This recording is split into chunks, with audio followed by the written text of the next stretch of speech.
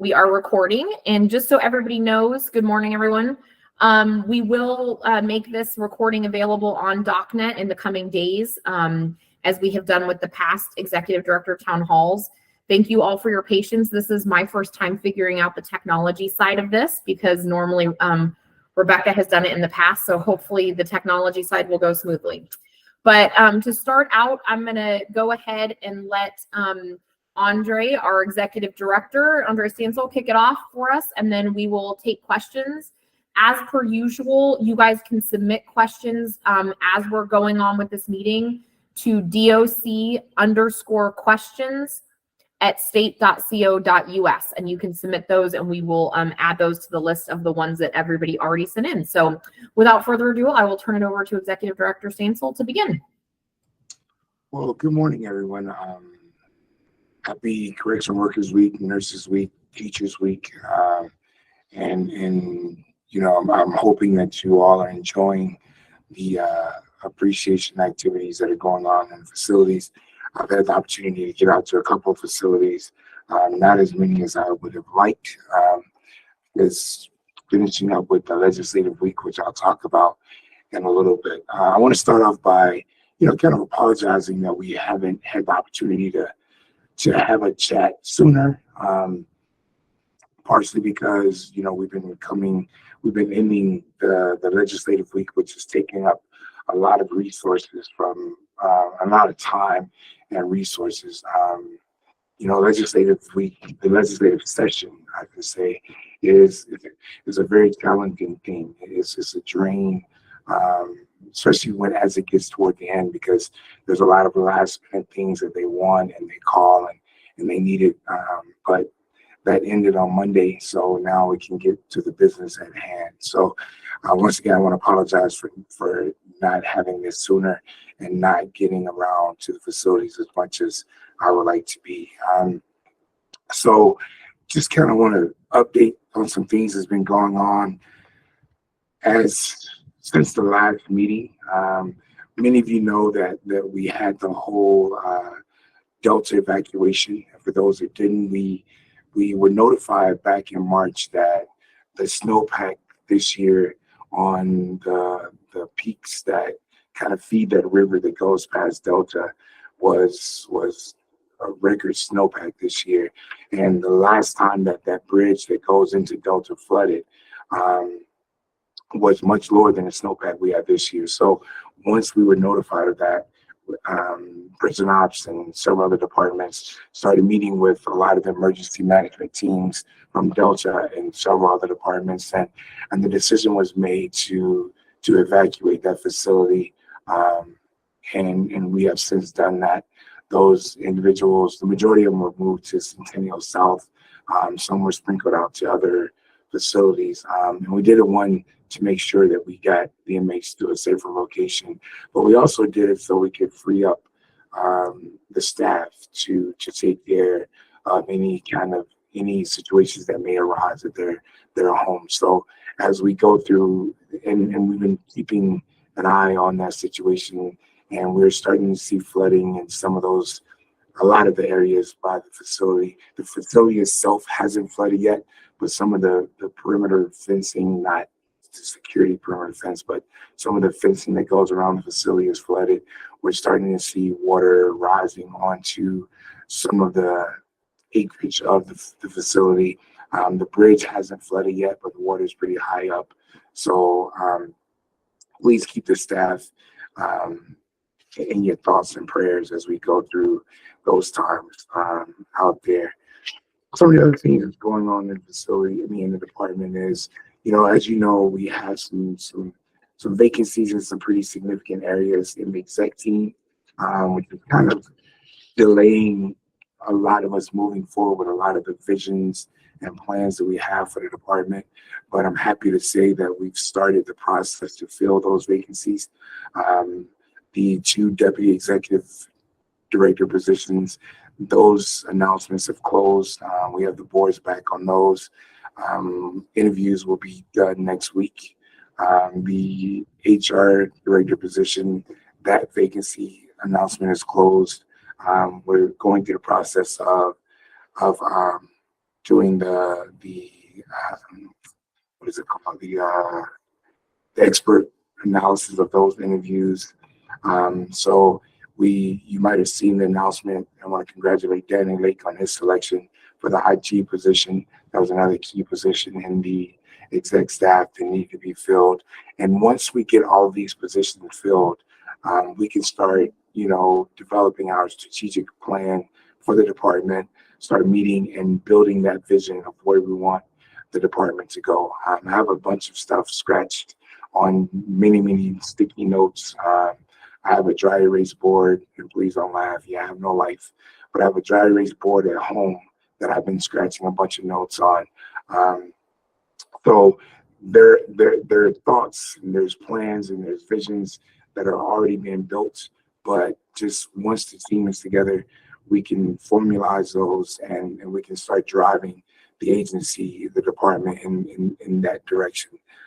So that's kind of why you haven't been hearing us talk a lot about where the department is going to go, what the vision is, because we need to get that team in place first.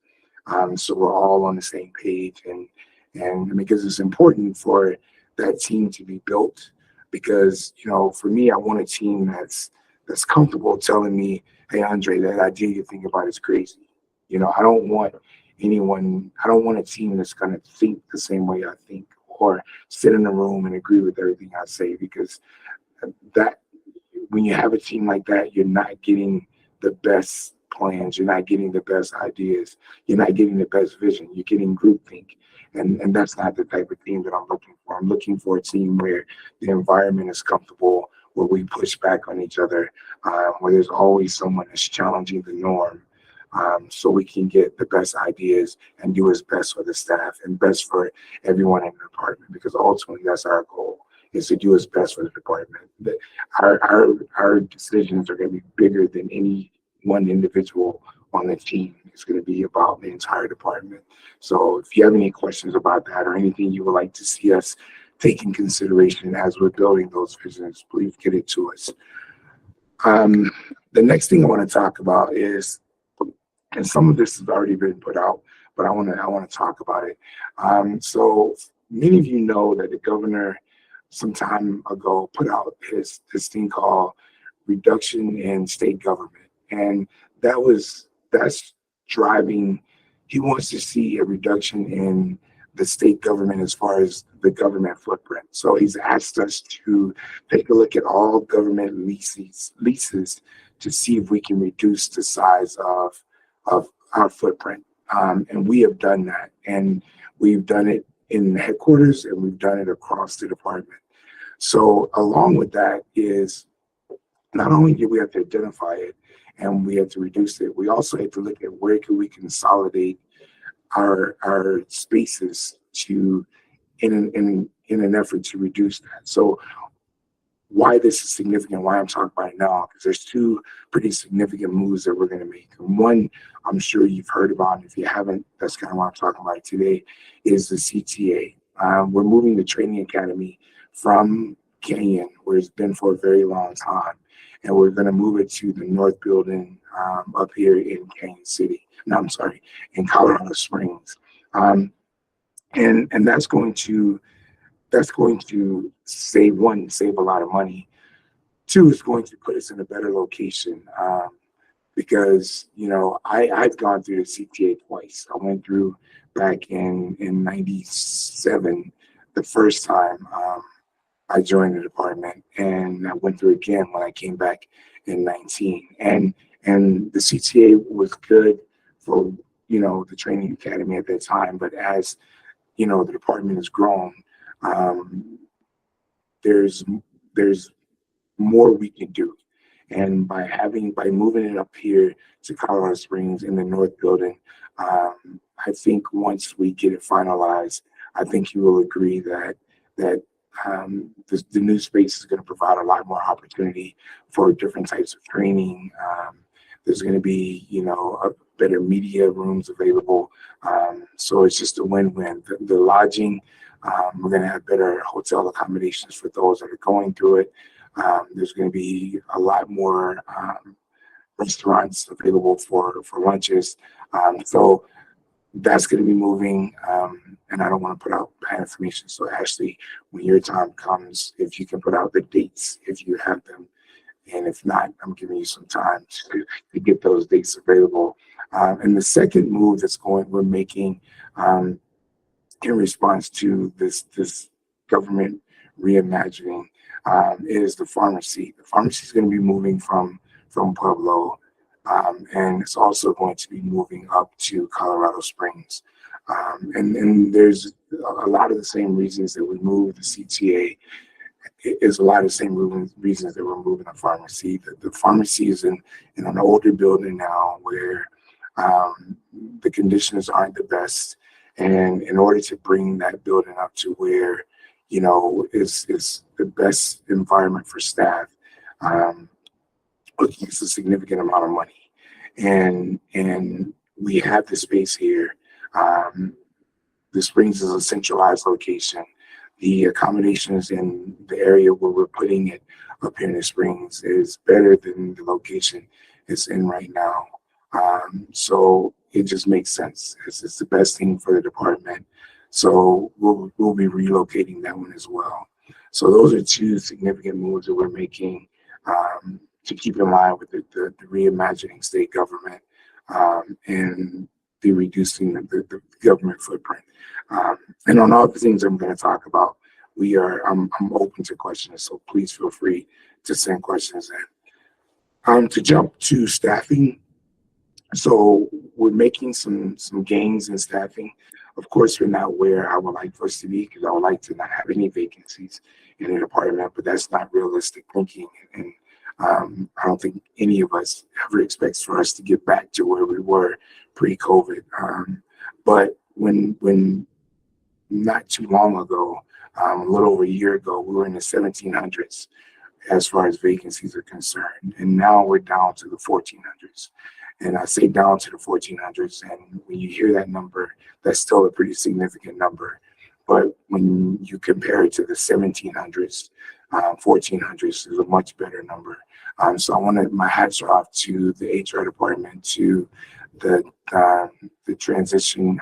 talent acquisition team for all their hard work, and to everyone else out there that's recruiting and telling their friends and loved ones and family about the vacancies that we have and the opportunities we have in the department. Please keep doing that. I know some of the incentives are coming to an end, but I encourage you to still continue to recruit because word of mouth is the best recruiting tool that we have. So please continue to do that. We're trying so many outside the box things. We're still going to continue to be as aggressive as we possibly can to fill the vacancies. So please keep doing what you're doing. That's helping us get that number down from 1,700 to the 1,400s right now. And in that same vein, some of the things that we're looking at doing as well is one of the benefits, if there is any benefit to having that many vacancies, is the ability to try to repurpose some of those vacancies to other positions that can help us in this time of shortages. So we're also looking at creating certain positions that can help us kind of overcome some of the challenges that these staffing vacancies has created. And I won't go into a bunch of those because we're still trying to develop those. And that's kind of where I'm at now. That's kind of where I'll stop at now. But there's a lot of things that are still going on that are working behind the scenes as we try to continue to move forward. Hopefully by next time we have one of these, I'll have all of those key positions filled in the exec team, and we can put out a lot more information about the vision, a lot more information about where the department is going, and some of the other things that we're planning to do as we move forward. So that's kind of all I have. I'll kick it back to Ms. Skinner and let her do her. Ashley has her hand raised. Go ahead, Ash. Sorry, I think you asked me what when CTA is moving, and it's the week of June 5th. All right, thank you. Great. Well, thank you, Dr. Stansel. And I will start with our questions that we received ahead of time. And I do see some of you guys are sending in questions as we're talking, so that's great too. I'm looking through those. But if you are just joining, that email address is doc_questions@state.co.us. So to start us off, and Director Stansel, I'm going to ask these of you, but if you want to phone a friend and pass them on, I know the rest of the team will be helpful as well. But the first question we got was, there was looking for clarification on the possible step raise increases for 24-25. The governor had recently put out an email to everybody for staff, and I think there was some confusion in a couple areas around that. But that the legislature had funded operational support in anticipation of the state's implementation of step pay increases. So what do we know at this point in time about pay increases, and will that be time in your current position or time in the department as to how that will be calculated? So I know this question was brought up before, and Rick was still here, but everyone knows Rick is retired. So I'm going to kick that one to Brenda and let her answer that. Good morning. My name is Brenda Valerio Tannen. I'm the Associate Director of HR, Interim Chief Human Resource Officer. Per the Partnership Agreement, Article 31.6, the implementation of step pay increases is based on time and job series, which is also known as class series. It's not in the current position, and it will be effective July 1 of 2024. This current legislative session, the legislature funded staff to be hired in order to help with the implementation of steps. These new staff will review individuals' time and job series and will provide a preliminary placement notice to COENs as well as the employee of their placement in the pay plan by March 31st, 2024.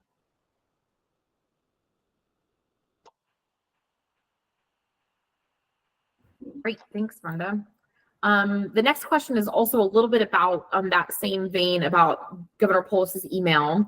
He talked about that everyone was getting a 5% raise, but wanting to understand a little bit more about what that means, given that some of the information that had been put out about the WINS agreement had said that there was potentially up to 10% pay raise. So can we have a little more clarification on what this will mean for staff? Once again, I'll kick that to Brenda. The 5% is across the board on July 1, 2023, which means it will apply to every individual at the Department of Corrections. Furthermore, the increase is base building, meaning that an individual's salary will increase ongoing. Secondly, there is a proposed pay plan on the state's website through the Department of Personnel and Administration. This proposed pay plan includes the new minimum, median, and maximum for all positions. This pay plan is not finalized. DPA is still working on it, and it's in draft form. What we do know is that the 5% will hit first, and then if anyone is still below the minimum, they will be brought up to the minimum. In addition, there was additional funding appropriated by the legislature for non-base building additional pay for our critical 24/7 staff. At DOC, this includes correctional officers, nurses, state teachers, social workers, legal assistants, health professionals, and healthcare techs. Department leadership worked hard with COENs to lobby for additional resources for these staff who have high turnover rates and are essential to our work. We are still working through the implementation of this non-base building compensation for our critical identified positions.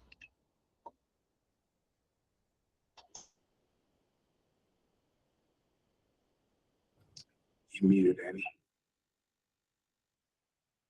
Annie, you muted. Annie, you muted. Annie. Annie. I'm muted, which you think I would know after this many years how the mute button works. So the next question was also tied into the pay question. In the last quarterly chat, there was some discussion that the correctional officer series being moved into non-exempt payroll status. And somebody was looking for an update on that, about a fair labor standards practice. So I'm guessing, Brenda, if you may want to finish answering up that one. I'm happy to. We recognize the compensation challenges that we've experienced, especially for our employees, which includes overtime exempt employees. We were fortunate in the past that our requests for the past incentives were approved. In reviewing the nature of the work and position descriptions, the correctional officer 4 duties and responsibilities include managing operations, directing the work of at least 2 or more full-time employees, and they are also able to make recommendations as to the hiring, the termination, the advancement, and the promotion of our employees. The position's duties also includes the exercise of discretion and independent judgment, with which qualifies the position and classification for exemption status under the U.S. Department of Labor, FLSA. Based on Article 31.6, the Correctional Officer 4 classification is included with the Correctional Officer Group in earning that critical staffing incentive. To add, we look forward to the implementation of the step pay increases as articulated in the partnership agreement. Great, thank you. This one is a question that somebody had asked. Are we considering resuming culinary arts programs at locations that had them previously? We had a wonderful culinary arts program at Sterling, and it was a great benefit to staff and offenders. It would be nice to be able to get a meal or a snack, especially now with longer shifts. So do we have any updates on culinary arts? No, Andra, if you want to take that, or maybe Melissa. Melissa can go ahead. You bet. Thank you so much. This is a great question, so thank you all. I'm Melissa Smith. I'm the interim director of prisons. I'm excited to get to announce that we are diligently working to hire staff for those vacant culinary arts positions that we have across the department.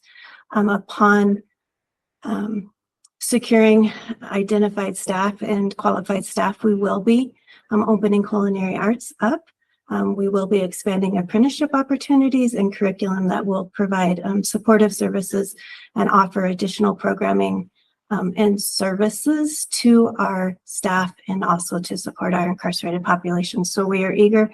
Arkansas Valley, Territorial, and Lyman will be getting started here very soon, and we hope that Sterling will also have opportunities to expand that. Great, thanks, Melissa. The question coming in regards to another question about pay.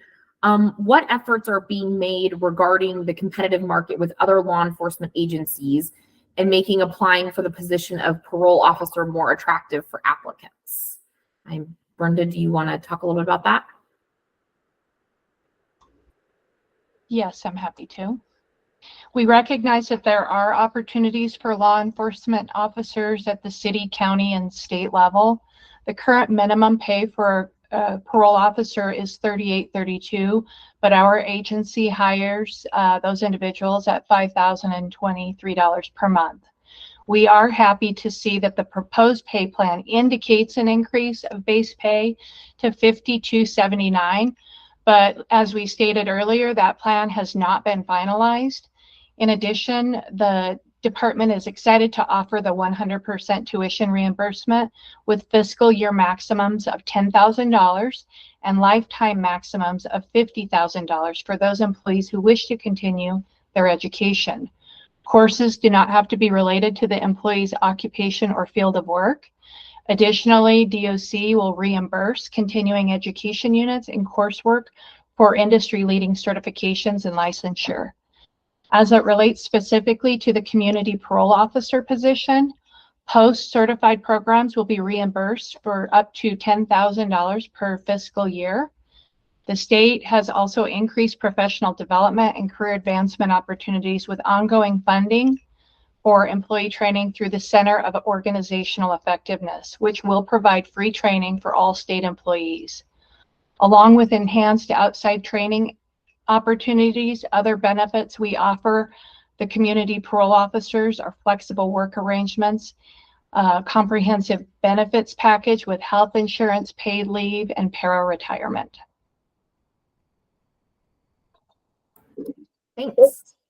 And Brenda, I think this one probably is also coming to you unless Dr. Chance wants to weigh in, but can you provide an update on the chaplain services available for staff? What chaplain services do we have available at this point in time? Yes, we're excited to have 7 fully trained volunteer staff chaplains, and they're associated with various different faith-based organizations. They're able to visit staff at facilities and divisions, or they also offer online appointments for those that would want a virtual meeting. We are working on additional partnerships, adding more to our team. I'd like to provide the wellness team website address. It's doc_wellness@state.co.us. I also have a hotline number available. It's 719-269-4696. And this hotline is available to you 7 days per week, including holidays and weekends. Don't forget that our other services include with the employee wellness and services team, and those benefits includes, along with the volunteer chaplains, we have the concierge. And don't forget that we have the employee support program with over 71 trained peers in the divisions and facilities across the state.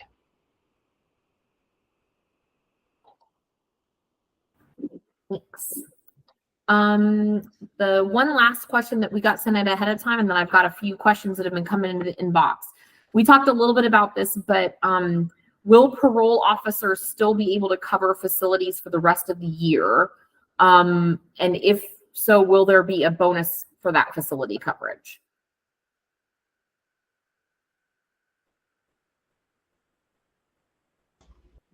Annie, who would you like to take that Oh, one? Brenda, I guess if you know the answer, I'm voting for you. Okay. Any staff who would like to volunteer for security shifts at facilities are encouraged to seek the opportunities with their supervisors and managers, communicate with them.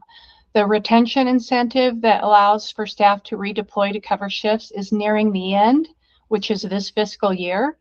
Employees must have committed to working those 12 shifts prior to April 15th, 2023, and all of those shifts must be worked by May 31st of 2023 to receive the incentive. So just a reminder to look and see what you've already worked and try to wrap that up by May 31st. If the department is allocated additional funding for incentives, we will explore options to meet staffing needs. Great. So I am going to transition us over to the email questions that we have gotten. I will try my best to point it in the right direction. This one, Jessica Warren, I think probably is for you. We had some staff asking about whether there can be a staff discount for wanting dogs to become trained through the CI program. They said that the cost has increased pretty substantially from when they last had their dog trained, and wanted to know if there is a staff discount or how staff can go about getting their dog trained. You're asking if there can be a staff discount for Yes. adopting a canine dog through our Either canine adopting program? a canine, I think, or they're asking to bring their dog to be trained. That's the first time I've ever received that question. So what I would say is I would be curious to explore what they propose. I think we are looking in the canine program of how to remain competitive with the market. And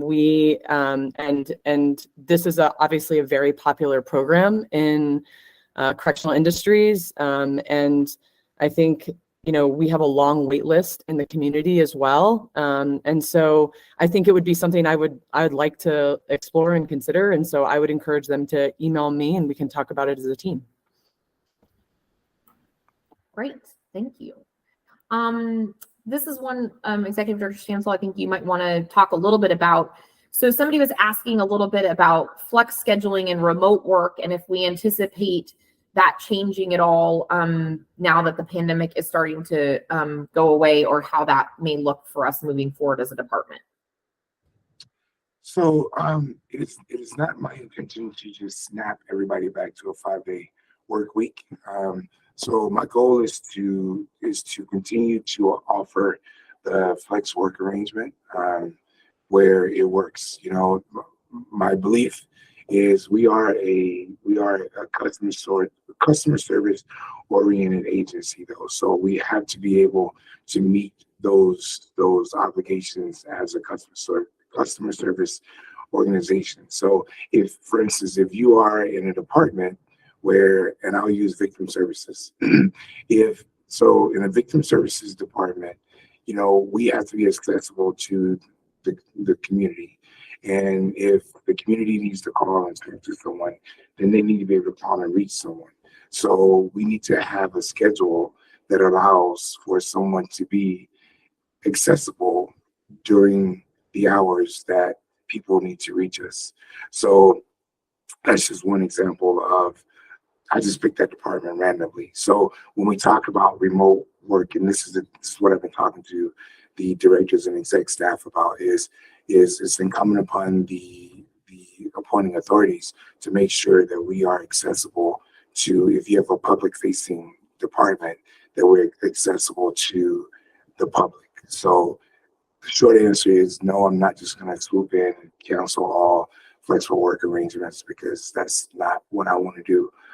But we also have to make sure that we're meeting our obligation to the public, because we are a public service agency.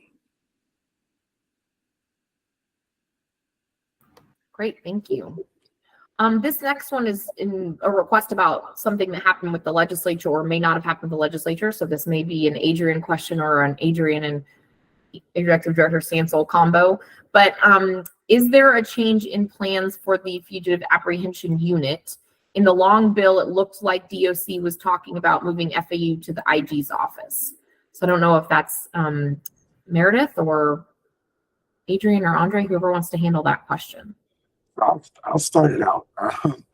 So the previous administration had a vision or an idea that was thrown out there, and it grew legs it grew legs faster than we had anticipated it would, and somehow it got legislation wrapped around it before there was a lot of thought put into it. So yeah, there is legislation out talking about moving it. So it will be moved, but exactly what that looks like, we're still working on that. The legislation that was drafted just kind of gave the IG the ability to assist other law enforcement agencies in apprehending fugitives if someone's out. And I'll let Meredith or Adrian speak more on that. But as far as what that overall department is going to look like, is one of those things that we're going to put more meat on those bones once the exec team is in place. So Meredith or Adrian, you guys want to add more to that? Meredith looks like she does. Sure. So we do have a team actually that's going to be meeting on May 19th to really start to form out the impacts of the legislation, as well as the additional funding support. And really the long-term vision is being able to create a department-wide team to enhance our ability to respond to critical incidents, whether those be things such as prison escapes, our AWOL population, different incidents. We have a lot of amazingly trained teams, a lot of great teams within our department, and this is an opportunity for us to really nail down as a department what that collaboration looks like moving forward. So there is a team that's starting to work on that on May 19th, and we're excited to hear what they're able to come up with.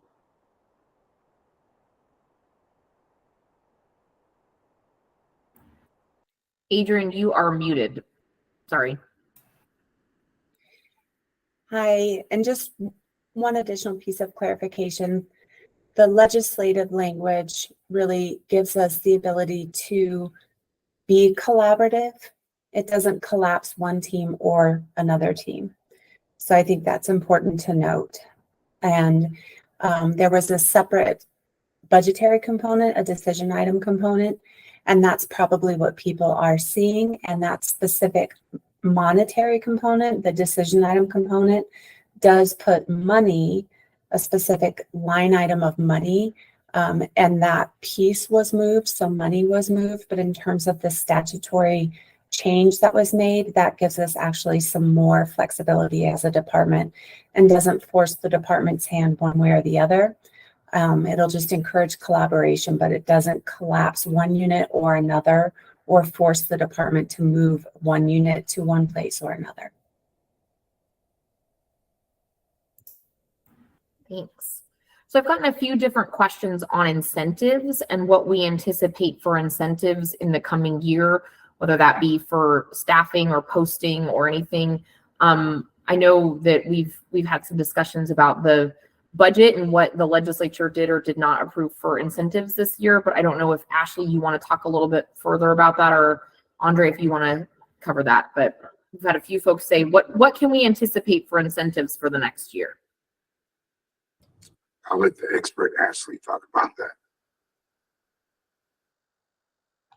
Great. Well, I just want to say the executive team, along with Co-Wins, really lobbied hard to continue incentives for our staff here at the department. Unfortunately, we won't be continuing our current incentives as they're outlined, but right now we're figuring out how we can best use our funds in the next fiscal year to really keep the staff that we have and also keep hiring the staff that we need. As you know, there are some incentives that we know will be rolled out. The legislature budgeted about $9 million for us for housing incentives at 3 locations. And I'm having a brain issue, but I know it's Lyman, Sterling, and I can't remember the third location, and I'm hoping Brenda will help me out with that one. Go ahead, Brenda. Buena Vista. Buena Vista, thank you. And I'm actually at Lyman today, and I wanted to say that. So if any of you Lymanites are out there, just stop by and say hello to me while I'm walking around today. And then secondly, the legislature funded an additional pot of money. It's smaller than we usually spend on incentives. I do want to be clear about that. So we're trying to figure out how we can kind of get the best bang for our buck with that smaller pot of incentives. That's why we've had to discontinue the incentives in the current fiscal year. They just didn't continue that $20 million pot for the incentives that we have in the current fiscal year. So we're exploring how we can do with the funds we do have. In addition, as you may remember or know, we've been working really hard with Co-Wins on both the main agreement and then our side agreement, and those have additional incentives for our staff. You probably noticed, and I know Brenda talked about it earlier, we got a carve out for Department of Corrections staff in the main agreement with the state.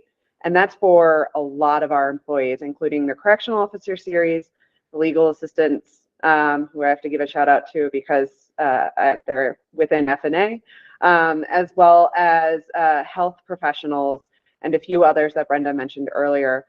We're still trying to parse through exactly what we got and then how we can best help with that non-base building differential pay for those classifications. So again, incentives, I know they're the top of your mind. They're the top of our mind as well. And we're really trying to think best of how strategically we can implement them. And again, I'm at Lyman today, so if you've got ideas, come on up and tell them to me. We would love to hear some of your ideas, what you think are the most impactful ways that we can spend some of these incentives. And I want to echo what Ashley just said. Because if I can tell you, there's a lot of thought already being put into what we can do. There's going to be a great deal of more thought being put into what we can do. But I can tell you, no matter what we roll out, it's not going to be perfect, because no amount of money is going to be able to do what we would like to do. So there's always going to be someone that's going to be cut short. Some department, some series, some group that's going to be cut short. So please, like Ashley said, if you have an idea, she's at Lyman right now, so you can reach out to her right now if you're at Lyman. But if you're not at Lyman, please send us ideas, send us suggestions. I can tell you the last time we did this, After we rolled it out, there was a great deal of feedback. There were some very upset people about what we had to do or what we chose to do. And that wasn't an easy idea for us. We had some very heated meetings, and there were some phone calls that had to be made to one another after some of those meetings because there were some tough decisions that had to be made. And we didn't all agree with the package that was rolled out. But when you have a certain amount of money and you have a large group that you want to take care of, and everyone is fighting for their staff to get represented, it's not easy. It is not easy. So I ask, you always hear me talk about people having a voice. And I'm very serious when I say that. And I'm very serious when I say, now is the time to use your voice. You know, people will use their voice at one point or another. You're either going to use it now when it really matters, and it really gives us an opportunity to use that input that you give, or you can wait to use it too late when the decision has already been made to criticize the decision that we made. And at that point, it's too late to use it. You know, at that point, it's just, you know, complaining. Be a part of the solution now, because we don't have all the answers. We all have the same desire to take care of staff, but we don't have all of the answers. Now, we don't know what the amount we have is. So the ideas that we have, that'll be the one disadvantage that you guys have as you give us input, is you don't know what the amount is, because we don't know what the exact amount is yet. But that shouldn't stop you from giving us ideas. So please use your voice, give us input, and if it's something that we can include as we're making a decision, we absolutely will. So here's your opportunity to be part of the solution, or you can wait and use your voice to be part of the critics after we've made the decision. But I encourage you to use your voice on the front end and not on the back end. Great, thank you. This is a question coming in. I've got a few questions that are in the similar vein, so I'm going to compile them into one. But with the new changes in the pay scales, are there any plans to fix discrepancies between the CSTS series and the CO series? So I don't know if I'll defer probably to Brenda on that one, or to Ashley. Ashley, do you want that one? Okay, so I'm not certain what discrepancies. The proposed pay plan is still not finalized yet. So if you see any discrepancies, please feel free to reach out to me and share your information with me. Great. Mr.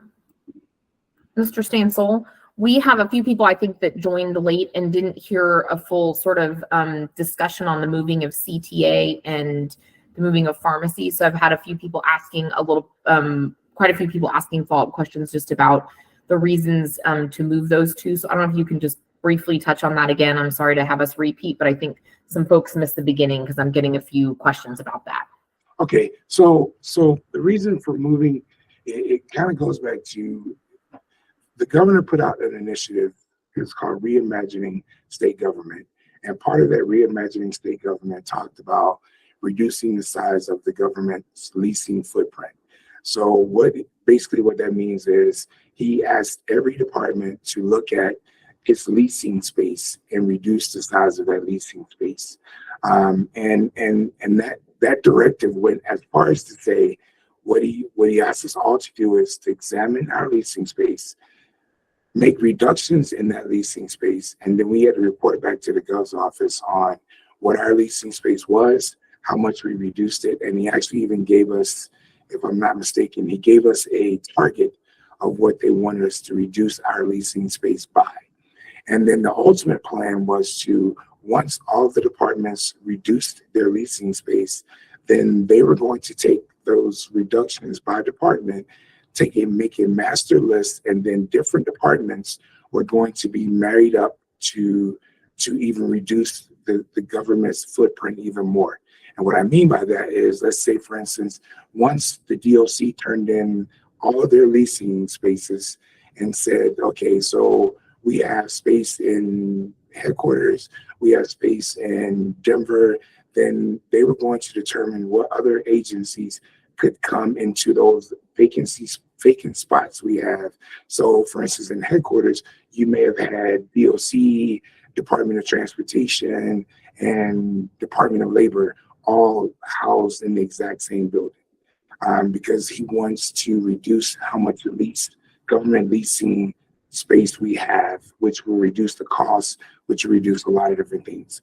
So what we did was we looked at, okay, how can we reduce our leasing space? So now that we have more people working remotely, we were able to reduce the amount of office space we needed in headquarters, which freed up a lot of space in headquarters because there's more people working remotely. So, and then if you did or didn't know, headquarters there's two buildings. We have the South building, which is where the majority of the headquarters staff were housed. And then we had parts of the North building. We don't have the entire North building, but we have parts of the North building. So once we did our consolidations and we went through and realized that because of remote work and teleworking and all this kind of stuff, we freed up this X amount of space in headquarters. So instead of kicking that back to the gov's office and saying, this is all of the free space that we have so we can move other agencies in the building, we decided to decided to use the freed up space that we have in headquarters by relocating some of the departments we have within our own agency. Basically, so we decided to move CTA because we had outgrown the training academy that we have down in Canyon City. So we're moving the CTA up to the North building space that we have in Colorado Springs, up here in the north side of the headquarters building. And we're moving the pharmacy to the South building in some space that we're having here. So that's basically the larger reason why we're moving it. By doing these moves, one, we're utilizing the freed up space. Two, we're reducing a significant cost to the DOC for lease spacing because we're able to give up the leasing space that we use for the AbbVie. We're reducing the leasing space that we're paying for the pharmacy, and the pharmacy, both buildings would require significant amount of money to bring them up to the standards that we need to have them at for the staff. The pharmacy more so than the CTA. So that's the big picture. I can go into more if you need me to, but Ashley wants to add something. Go ahead, Ashley. Yeah, I just wanted to add some about CTA in particular. As we know, because we've all gone through CTA, it's kind of the first interaction that a lot of new hires have with the department. And we really want to put our best foot forward when it comes to that. Moving CTA from the current location in Canyon to headquarters will allow us to purchase state-of-the-art technology, have a real professional environment that we're bringing our newest staff into, and also have adequate offices and storage space for our equipment and for our trainers. It also has a better centralized location to a lot of the facilities. And again, like Mr. Sansel said, we're all stewards of government dollars, which means we all are spending our neighbors' money as well as our own.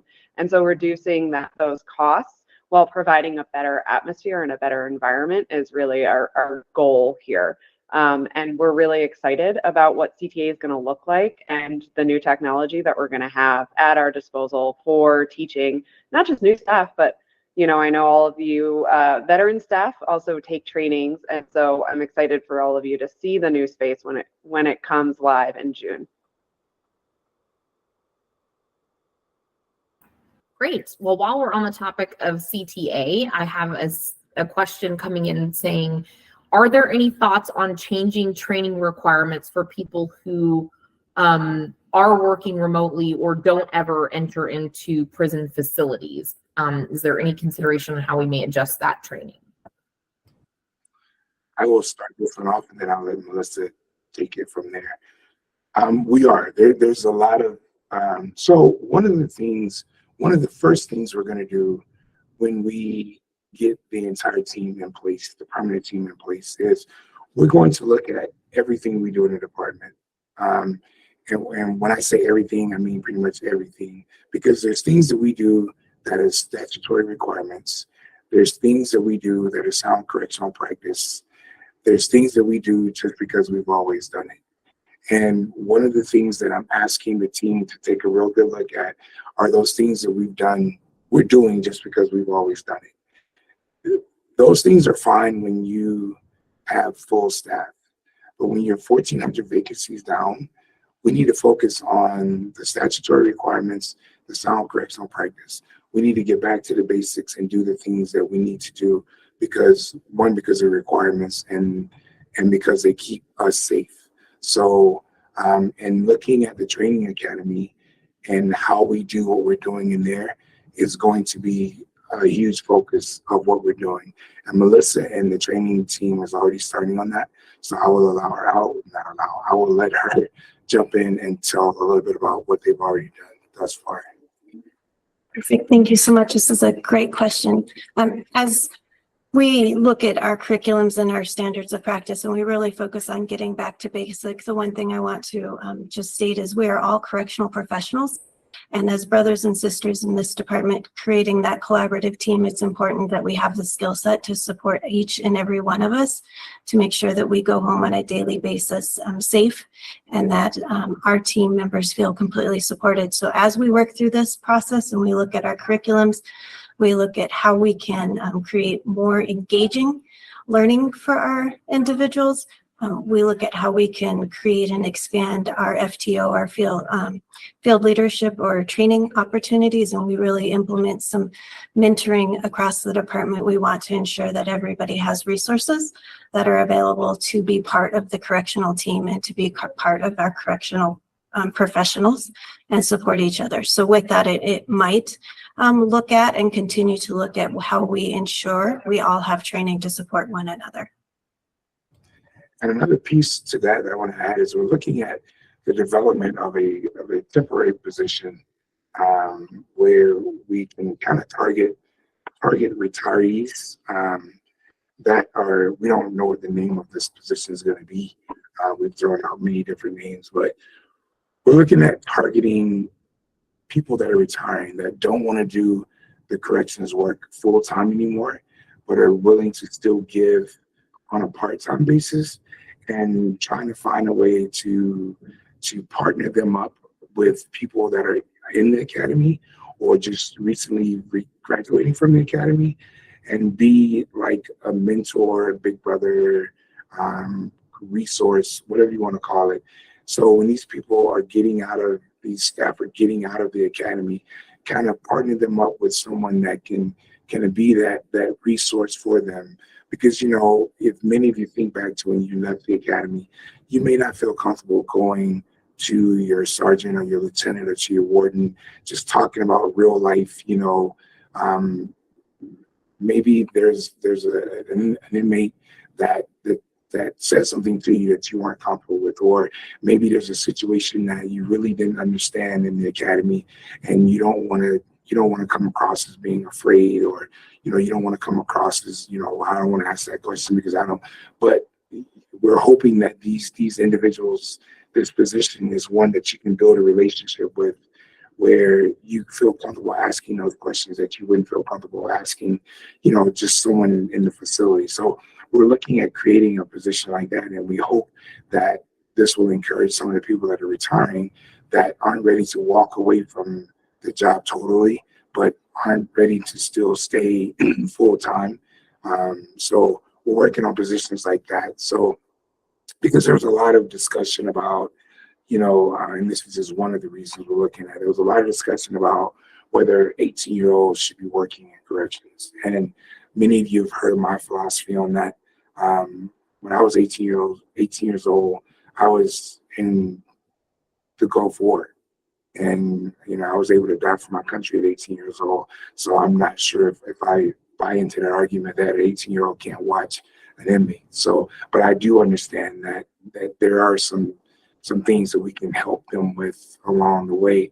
So I'm hoping that these positions can fill that gap and be that resource for them. So, so keeping along the lines of always looking at how can we tweak and make the training academy better.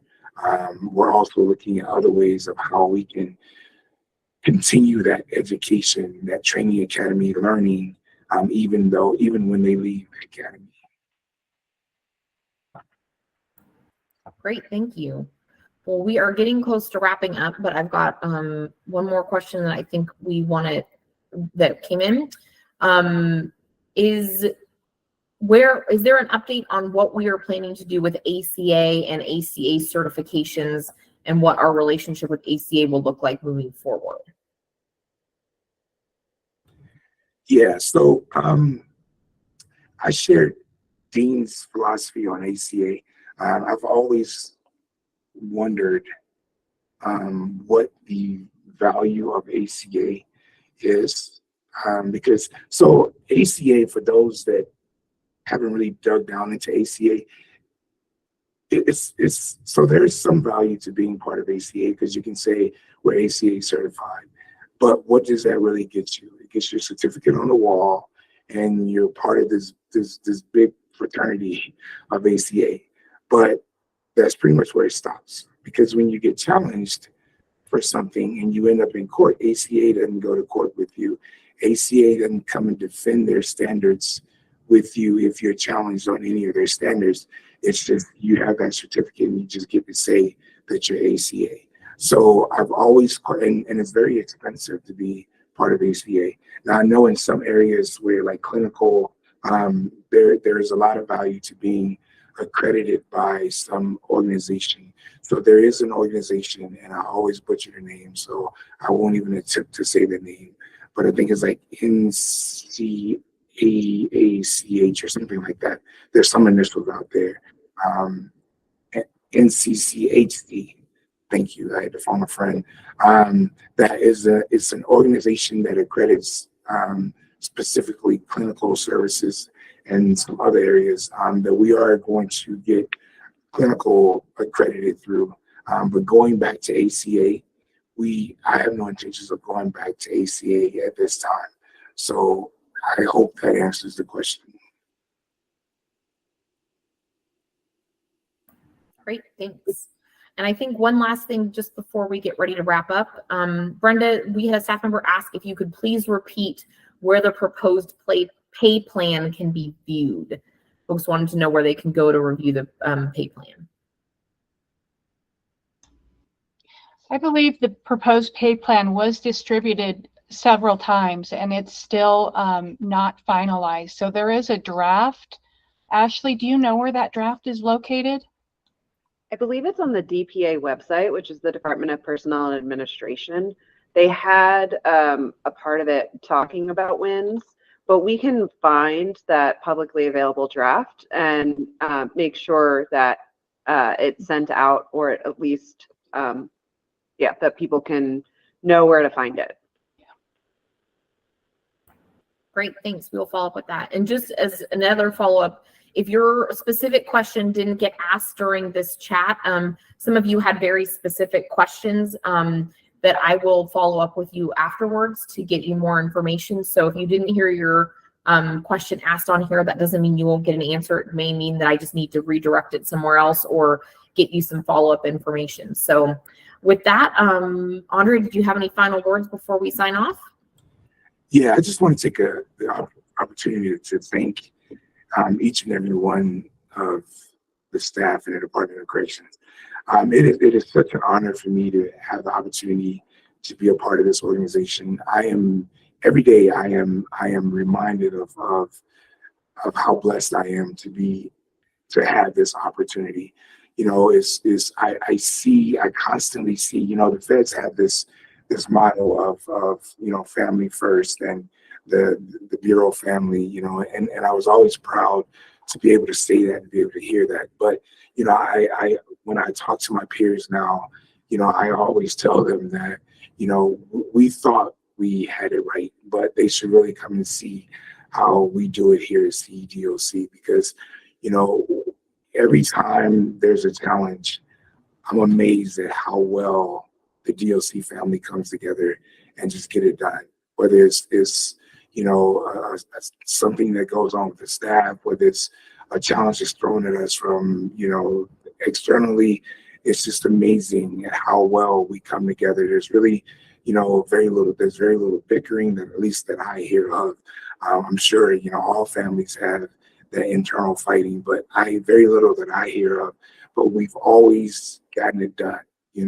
There's yet to be a time to where I've had to report up that, hey, we couldn't get it done. And that's just an amazing thing to be able to say, because I haven't always been able to say that in my association with being in the corrections field. So it is such an honor, and I personally thank each and every one of you for everything that you do day in and day out.